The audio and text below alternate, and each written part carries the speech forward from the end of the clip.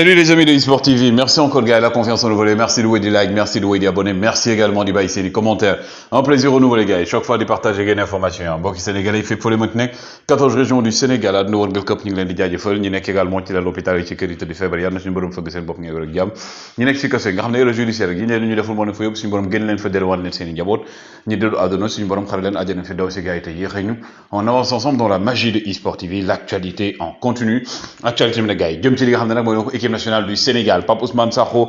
Pathé Ciss, qui dit également Henri Saivet et entre autres yeneen joueurs est-ce qu'ils méritent leur place en équipe nationale ñu convoqué leen au moment où ñi nga xam ne ñooy Bamba Dieng Pape Matar Sarr Nampalys Ismaïla Sarr ay ñoom ki nga xam ne mooy donc Famara Diédhiou ils ont des difficultés loolu la ñuy waxtaanee mais d'abord Mbayang Sow l'internationale sénégalaise âgée aujourd'hui gars yi de 29 ans Mbayang Sow nag gars yi signé na 28-29 ans donc ay signé na fa nga xam ne officiellement mooy du côté de l'Olympique de Marseille nara sol nag 8 buts on lui souhaite bonne chance l'internationale une très grande joueuse boo xam ne aussi mérité na également am carrière bu mag a mag a mag ki nga xam ne également mooy Khadim Rassoul Joher donc nekkoon nag ci Adamiri Sport nag ñëw na fi ni mooy Al Nia Sport nekk ci club bi nga xam ne kii di donc Famara Diédhiou fa la nekk mu daal di koy fekk si moom yi nga xam ne il était libre de tout contrat Khadim Joher également du côté de la fédération française de football gars yi foofu nag polémique moo fa am scandale moo fa am ndax nee nañ ki nga xam ne mooy donc seen président bi donc déjà da doon am ay kaddu yu ñagas yoo xam ne kaddu yu caay-caay yoo xam ne da ko doon wax jigéen yi fa nekk bëgg sax ci sàkku ñenn ñuy wax également fédération bi ñu bëri ñoo xam ne daal mandi ak naan dañ fa nekkee sax que liggéey loolu nag waa SoFoot ñoo ko daal di fësal li nga xam ne mooy donc ballon d'or bi nag donc France Football gars yi génnee beneen trophée bu bees trophée bi nag jëm ci meilleur buteur ci li nga xam mooy championnat bi ak également équipe nationale chaque année ñu tuddee ko nag trophée de Müller Trophy donc le trophée Müller donc Müller en hommage à Gerd Müller FIFA nag nee na lu ëpp nag 1797 donc contrat la gars yi signé mu méngoog nag ci wàllum koppar 5 milliards d'euros yoo xam ne nag ci mercato bi ñu génn gars yi jur na ko en matière de transfert ki nga xam ne également mooy kii di Mota Thiago Mota donc le brésilien d'origine bi nga xam nag il a joué pour la Squadra Azzurra moom nag ancien joueur du Paris Saint-Germain moom mooy ñëw remplacer Simica Mihajlovic du côté de Bologne mu nekk troisième clubam en Série A Thiago Mota c'était un excellent milieu de terrain également qui a joué avec le FC Barcelone ki nga xam ne mooy Robert Lewandowski c'est le premier joueur à avoir marqué un triplé en Ligue des Champions avec 3 différents clubs, oui, donc Bayern de Munich et aussi Borussia Dortmund, sans oublier également le FC Barcelone. Pendant ce temps également, boy joueurs yi nga xam nag ñoom à l'âge de 24 ans, ils ont atteint la barre des 25 buts. ñii donc Cristiano Ronaldo, il lui a fallu 63 matchs, Messi ak kii di Mbappé 42 matchs, Erling Braut Haaland 20 matchs tout simplement, 20 matchs gars Erling Braut Haaland daal di dugal 25 buts comme ni ngeen ko gisee nii 20 matchs 25 buts Erling Braut Haaland nekk actuellement donc bu ñu xoolee en matière de stats par rapport à âge am le meilleur artificier du moment sans oublier bu fekkee nag dañuy xool tout âge confondu que Robert Lewandowski moo nekk ci kaw Graham Potter nouvel entraîneur des Blues de Chelsea le nouveau patron qui va diriger ki nga xam mooy donc Kalidou Koulibaly Kaka également Edouard Ndiol Koumba Mudryk Mendy l'ancien désormais entraîneur de Brighton ñu bëri nag ñi ngi naan lu tax ñu daal di koy jël amul expérience et tout mais gars yi bu leen fàtte Thomas Tuchel avant qu'il ne soit entraîneur bi mu nekk amul woon expérience ba ko Bayern di jël ki nga également di Pep Guardiola aussi ba muy nem Barça amul woon expérience le football c'est comme ça gars yi il faut chaque fois comme yéen ci li ngeen nekk tey bu fekkee na ngeen déposer liggéey également ñu naan stagiaire la amul niveau kañ ngeen ne am niveau en tout cas lui il a fait ses preuves du côté de Brighton et nee na il est ravi de pouvoir donc entraîner ñi nga xam mooy les Blues de Chelsea 18 millions nag la Chelsea fay pour daal di ko récupérer kii nag di Cristiano Ronaldo depuis 2022 gars yi bu muy jouer également ci haute compétition yi musta jouer li nga xam ne nag mooy UEFA donc Ligue Europa donc ce sera sa première année mu daal di jouer Ligue Europa pendant ce temps aussi ki nga xam ne mooy donc kii di Nicolas Jackson avec aujourd'hui Villarreal ñoom ñoo gagné seen match bi 4-3 Nicolas Jackson toujours dans l'équipe type de Villarreal un joueur boo xam ne aujourd'hui il est en train de s'imposer du côté donc de l'Espagne pendant ce temps aussi ñii di Arsenal ñoom ñoo dootee FC Zurich 2-1 avec aussi le premier but d'un jeune boo xam ne gars yi suivre leen ko il a 19 ans. C'est un Brésilien, il porte le nom d'un défenseur qui aujourd'hui évolue du côté du Paris Saint-Germain. Lui mooy kan mooy ki nga xam ne mooy Marquinhos mi ngeen koy gis nii tey moo nekkoon première titularisation avec Arsenal mu dugal premier but Marquinhos 19 ans Brésilien donc bokkul ak Marquinhos mi nga xam nag défenseur la du côté du Paris Saint-Germain mais en tout cas Arsenal moom mi ngi wéy buñ commencé championnat bi commencé ba léegi keroog la ñu soog a am défaite contre ñii di Manchester United tey daal ñoo daal di waat gagné waat ren nag moom moo dem fa nga xam ne mooy donc ca Larnaca daal leen di surprendre doo leen 2-1 donc Rennes qui arrache les 3 points ren bi nga xam ne nag foofu la Alfred Gomis nekk Alfred Gomis bi nga xam ne gars yi actuellement c'est le 3e gardien gars yi titulaire le jógee ba léegi mu nekk 3e gardien le hockey également pour Everton ils ont trouvé leur milieu de terrain défensif Onana ak ki nga xam ne mooy donc kii di Idrissa Gana Gueye ñoom ñaar ñëpp un enfant de la Médina Gana Gueye un enfant de Colobane Onana donc en tout cas ñoom aussi seen particularité mooy ils sont tous les deux passés du côté donc de Lille tey ñu daje donc du côté de Everton complicité bi gis ngeen ko gars yu bëri ñu ngi doon fantasmer naan Onana bu fekkoon ne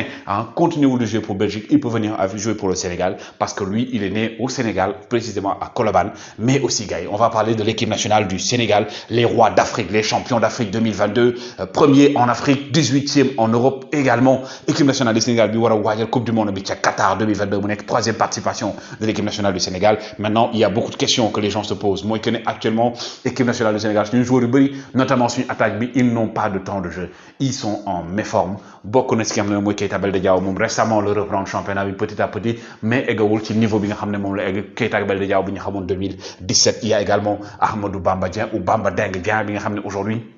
blessure la am mais également manque de temps de jeu du côté de Marseille moom mi nga xam ne il a failli partir du côté de Nice finalement mu capoté moom it actuellement il est en difficulté moo tax gars yi may laaj est-ce que kii di Pape Ousmane Sakho entre autres mérité wul am place wala am chance ci convocation 2 matchs yi nga xam ne mooy préparation coupe du monde bi Pape Ousmane Sakho bi nga xam ne déjà ci mois d'août bi ñu génn bokkoon na ci club am ñi présélectionné woon tout nekk joueur du mois malheureusement gagné ko mais il a fait un début de championnat boo xam ne c'est exceptionnel Pape Ousmane Sakho qui monte toujours nekk ci benn constance depuis ba mu jógee Teungueth FC dem fi nga xam mooy ci Simba FC en tout cas il est également en train de carburer donc Pape Ousmane Sakho gars yi mérite-t-il d'avoir sa place en équipe nationale je pense qu'aujourd'hui équipe nationale pour ñëpp la waxuñu Aliou Cissé mu dindi li fi nekk mais quand même petit à petit il faudrait également comme on le dit le football c'est ça il faut mettre les gens qui sont performants aussi on peut parler du cas de ki nga xam ne aussi mooy Nampalys Mendy qui ne joue quasiment pas avec ñi nga xam ne mooy donc ñii di waa Leicester parfois ñu dugal ko ci groupe professionnel yi parfois dañ ko ci génne carrément parfois mu dugg remplaçant donc lui il n'a pas de temps de jeu que dire également de ki nga xam ne mooy Pape Matar Sarr également un autre gâchis Pape Matar Sarr bi nga xam dafa dem fa nga xam ne mooy Tottenham il n'a pas encore de temps de jeu conséquent par rapport li nga xam ne mooy club am donc loolu yëpp aussi day bokk ci li nga xam ne nag mooy niveau am performance am day mën di carrément également di chuter ki nga xam ne mooy Pape Alassane Gueye moo ci xaw a tane et lui il n'est pas titulaire indiscutable du côté bien entendu de Marseille des bouts de match les jouer parfois mu jouer titulaire parfois également jouer remplaçant mais au moins c'est le seul milieu de terrain aujourd'hui à part Idrissa Gana Gueye aussi mi reprendre bi nga ak Cheikhou Kouyaté mi nga xam ne keroog joué na premier match titulaire yoo xam ne ñu ngi joué mais à part ça le reste ne joue pas moo tax aussi milieu de terrain bi ñuy laaj naan Pathé Ciss mi nga xam ne actuellement il est titulaire avec Rayo Vallecano il a fait un début de saison exceptionnel gis ngeen match bi mu def donc également ci préparation contre Manchester United gis ngeen également contre le FC Barcelone il a atomisé à lui tout seul le milieu de terrain de l'équipe nationale du Sénégal Pathé Ismaïla Ciss le petit frère de Saliou Ciss bi nga xam ne lentement mais sûrement il est en train de faire ses pas jàmbaar lañ ko formé aujourd'hui Pathé Ciss aussi est en train de faire ses preuves mais également que dire de l'homme des coups francs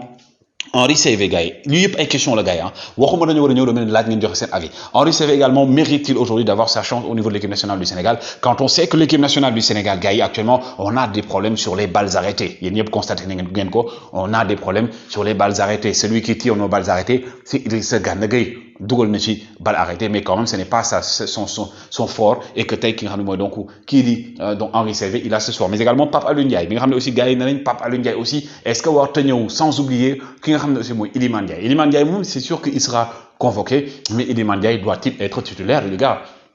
Iliman Ndiaye bi nga xam ne actuellement suñu attaque bi moom mooy si le seul attaquant à part Sadio Kaiser Magnifique Mané à part Boulaye Dia mi commencé temps yi ak aussi Ismaïla Jackson Missa kii moo tuno Jackson mi ñuy woo bi nga xam ne mu am na temps de jeu mi ngi dugal mais aussi milieu de terrain bi gars yi on ne peut ne pas parler aussi de Dion Lopy comme mën nañu wax ñeneen ak ñeneen Dion Lopy également bi nga xam ne pour man même si c'est très tôt au moins nekk na joueur boo xam ne war nañ koy suivre parce que aussi il a de l'avenir que dire de Ismaïla Sarr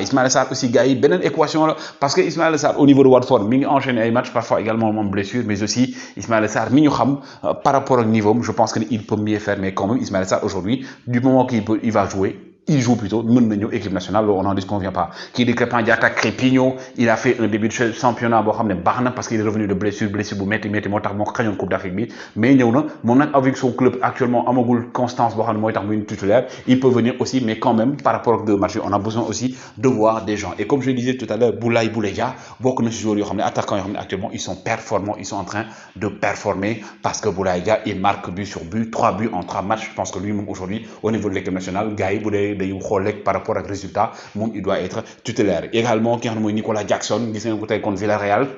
Nicolas Jackson qui marque, qui fait marquer, qui a également le sens du but. Nicolas Jackson aussi,